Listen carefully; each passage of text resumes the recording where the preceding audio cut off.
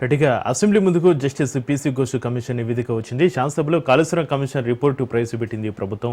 నివేదికను సభ్యులకు పెన్ డ్రైవ్లో అందజేశారు. కాసేపట్లో కాళేశ్వరం నివేదికపై చర్చ జరగనుంది.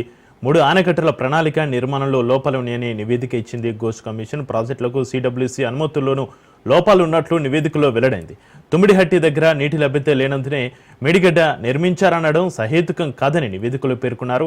నాటి సీఎం కేసీఆర్ నిర్ణయం ప్రకారమే బ్యారేజ్లు నిర్మించారని ఇక ఈ నివేదికలో వెల్లడించారు. దీనికి సంబంధించి ఈ నివేదికకు సంబంధించి మరింత సమాచారాన్ని, కాళేశ్వరం నివేదికపై అసెంబ్లీలో చర్చకు సంబంధించి మరింత సమాచారాన్ని మా ప్రతినిధి సైదులు ఫోన్లైన్లో అందిస్తారు. సైదులు, ఇక ఈ బీఆర్ఎస్ నేతలు ఈ నివేదికపై ఏమంటున్నారు?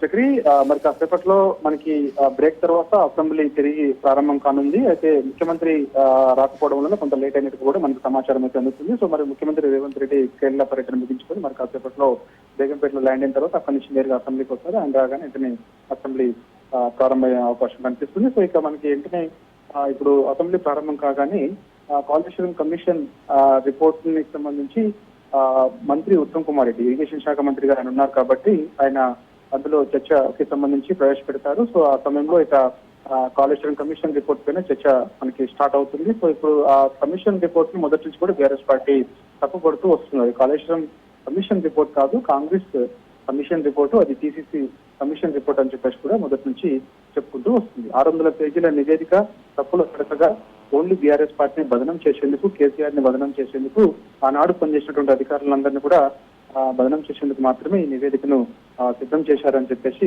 బీఆర్ఎస్ మొదటి నుంచి చెప్తూ వస్తుంది. దానిలో భాగంగా ఖచ్చితంగా ఇప్పుడు అధికార పార్టీ సభ్యులు ఏం కాళేశ్వరం ప్రాజెక్టు గురించి ఏం మాట్లాడినా సరే దాన్ని తిప్పికొట్టేందుకు బీఆర్ఎస్ పార్టీ సిద్ధమైంది, ఆల్రెడీ ప్రిపేర్ అయింది. నిన్నటి నుంచి కూడా మాజీ మంత్రి హరీష్ రావు ప్రిపేర్ అవుతున్నారు. కాళేశ్వరం ప్రాజెక్టు గొప్పతనం ఏంటో ప్రజలకి తెలిసేందుకు అసెంబ్లీ సాక్షిగా ఇటు ఒకవైపు కాళేశ్వరం ప్రాజెక్ట్ విప్లవ ప్రాజెక్ట్ అని పదే పదే కాంగ్రెస్ పార్టీ తప్పుడు ప్రచారం చేస్తుంది కాబట్టి ఖచ్చితంగా ఆ ప్రచారాన్ని అసెంబ్లీ సాక్షిగా ఎండగట్టాలని బీఆర్ఎస్ పార్టీ సిద్ధమైంది.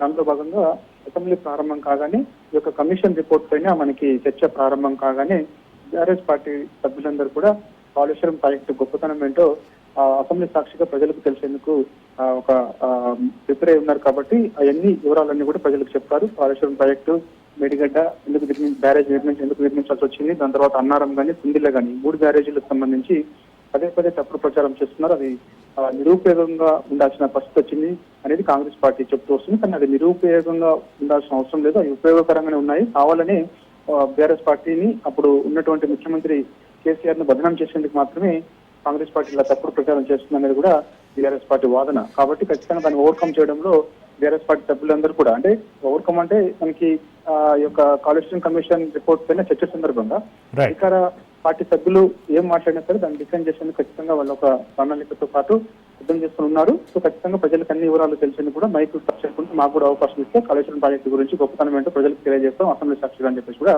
బీఆర్ఎస్ పార్టీ సభ్యులు చెప్తున్నారు. Chakri, right, thank you Saidulu.